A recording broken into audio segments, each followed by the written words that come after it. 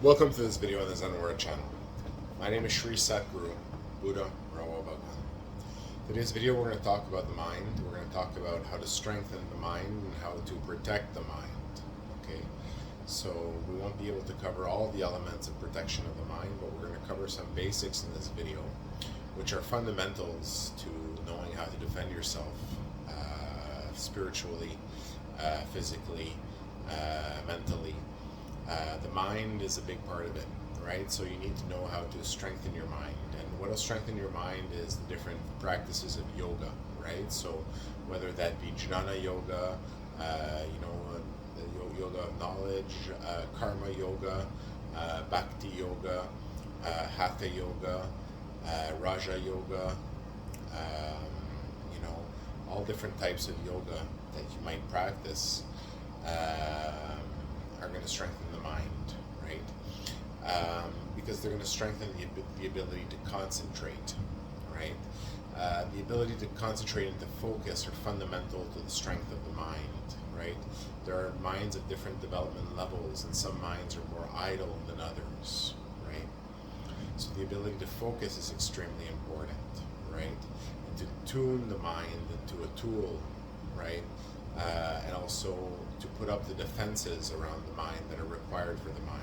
So the mind is fragile, especially if you don't have any defenses, right? Because you're subject to any fluctuations of the mind, which might disrupt the order or the still lake of your mind, if you want to see it that way, at the slightest little thing, right? So you become carried away by the slightest little thing, right? Your vibration changes at the slightest thing. You lose control over yourself, essentially. So when you lose control over the mind, you lose control over yourself. And that can lead to even disturbances of the mind, sicknesses of the mind, the mind becoming confused, lost, disoriented, right? Thoughts losing their clear, precise logic. So the mind is a fragile thing, and it must be protected, right? Especially in a world where everything connects with each other. So you are subject to various stimuli every day, all of the days of your life, and your mind is subjected to that stimuli, right?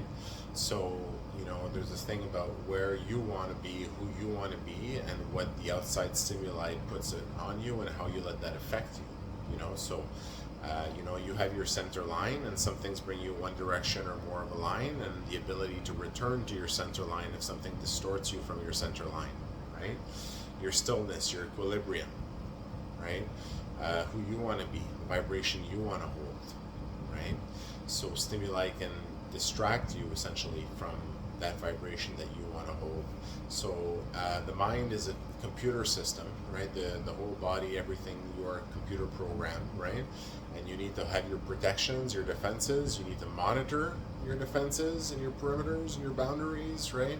You need to respond to any intrusions and threats, and you need to recover, right, from any compromises of the mind, right? So especially in a world where you have different types of stories and abilities which are able to influence on the minds of others, very important to be able to hold your own spiritually, or at least at the level of the mind, and to not lose your center, your equilibrium, your focus, right? The vibration that you hold, not lose your mind, basically, right? And to maintain health of the mind, and as well as a strong mind that continues to grow and support healthy development of your being, right? So there are different techniques to defend the mind, right? To defend yourself spiritually. Now we know that there's some beings that have the power of telepathy, and they can basically tap into the minds of other beings. So if you're not defending yourself, you're subject to that kind of stuff anytime, any place, right?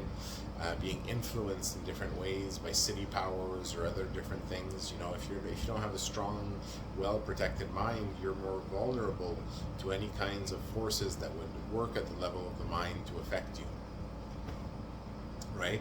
The mind also protects the body, right? As the body is connected to the mind, right? So the mind, the head is known as the core, right? The core of the being. And then you have your extremities as well, your hands, your legs, your extremities, right? That which supports the core, surrounds the core, right? But the core is that center part that you need to protect at all costs, right? Protect your neck, protect your head, right? So that's very important, right? So the mind can be strengthened through different practices to become more powerful, more strong, to have more abilities even, right? To develop in different ways, right? In different specializations or generalizations, which allow it to perform in different situations in ways that might not have been possible if the mind had not been developed in those ways, right? So it's important to develop the mind, right? To train the mind, right? To develop the mind, to use the mind, right? To use the functions of the mind and develop them and specialize the mind as well as generalize with it, right? It is important to also protect it. So when the mind is open to other things and other stimuli, there are different techniques that can be used to bring the mind back to a place of balance, right? So you can use the center line. You visualize the center line of peace and stillness. That is your mind, of no thought, right? And the process of thought versus no thought is very important to the strength of the mind, right? Practicing the no thought. And then if you have no thought, holding that. And if something brings you back to thought, recognizing it, okay? And either allowing it to change you or not allowing it. And if it does, keeping that capacity to go back to your state of no thought, right? Returning to the no thought, right? So that's the strength of the mind, right? Instead of having all these little weird thoughts, these sick thoughts going through the head all the time, these little weird thoughts, this monkey mind that never ceases, right? To go back to the no thought, right? And if something brings you to thought, to go back to the no thought, to practice that conscious going back to the no thought and maintaining the no thought, the stability of the mind, right? So the no thought basically means that you never have any idle chatter in your mind, basically. You're never going through monkey games of the mind, right? And you are focused on what you are doing, and you are focused on your intent and your practice, right? So the no thought is extremely important, and it is in the no thought that people will find enlightenment, right? Because if you're always keeping your container of your mind full of thoughts and all that, you don't leave it available and full, like a open receptacle ready to accept enlightenment. It's always too full, so enlightenment can never come. So you have to stabilize and steady the mind to allow for the light of enlightenment to touch your mind. So it's important to defend the mind, right? So different ways to defend the mind, well, there are different practices. You know, one very simple practice is in sacred geometry, right? So things like the triangle. So you can visualize, for example, that your mind is defended by a triangle or other shapes of defenses, right? And your sanctity, your mind has borders around it, right? Which are delineated by a triangle, for example. A triangle is a very protective shape, right? It has extremities, it has points, it has borders, it's stable, many different strengths of the triangle. So the triangle, for example, can be a refuge of the mind, right? So what you can do is you can practice literally putting your mind within a triangle, right? And basically tracing that triangle within your mind, and tracing the outline and perimeter of that triangle.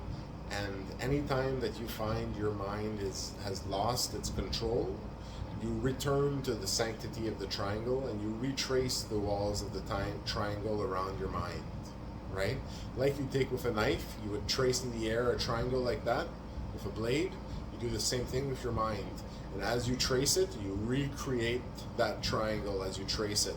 And then you close it off and expulse anything that's not inner from you from the triangle, so that only you and who you are and your inner core remains within the triangle. So this is the practices of establishing borders and using geometry to defend your mind, right?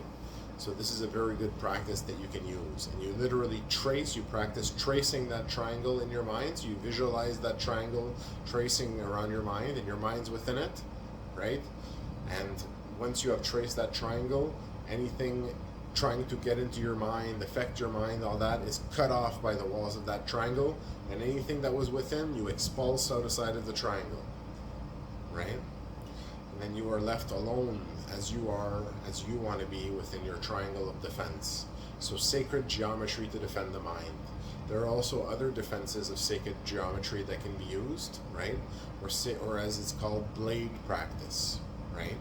for you symbolize the cutting effect of a blade, which traces in the sacred geometry, right? Or you can use the applications of blades to create blade weapons, the mental bladed weapons that you can use to protect your mind and to hit back at anything trying to attack your mind.